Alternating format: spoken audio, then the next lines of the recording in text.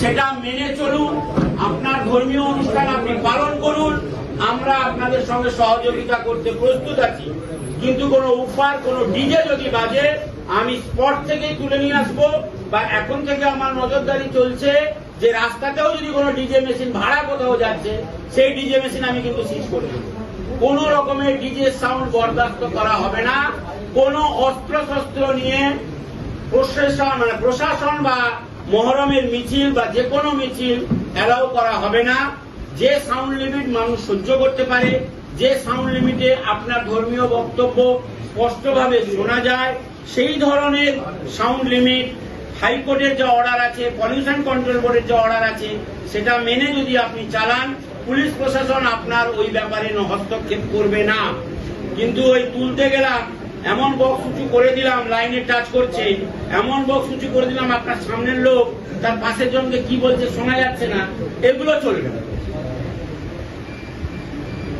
গত বছর যার নিয়ম নীতি ছিল, যা রুট ছিল, তার কোনো পরিবর্তন হবে না। নতুন কোনো রুটের অনুমতি হবে না।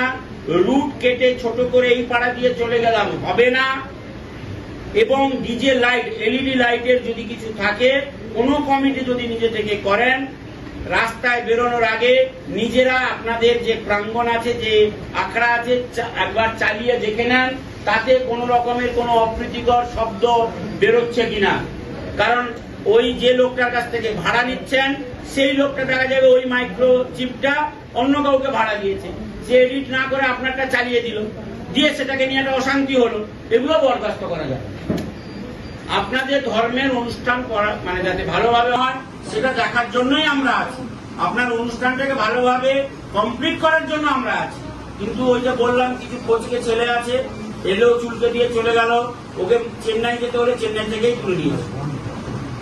আর শান্তিপূর্ণ ভাবে আপনাদের শরীয়ত আইন অনুযায়ী যা আছে করুন। যদি শরীয়ত আইনে কোথাও লেখা থেকে ডিজে ব্যবহার আছে আমাকে দেখান, আমি ডিজের ব্যবস্থা করি। আমি কেন আমার জেলা প্রশাসন মানতে বাধ্য?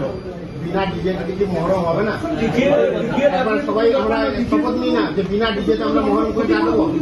সমস্ত অনুষ্ঠান করুন, নিয়ম মেনে করুন, আইন শরীয়ত মেনে চলুন। আরবেও মুসলিম ভাইয়েরা মহরম পালন করছে, পাকিস্তানেও করছে, বাংলাদেশেও করছে।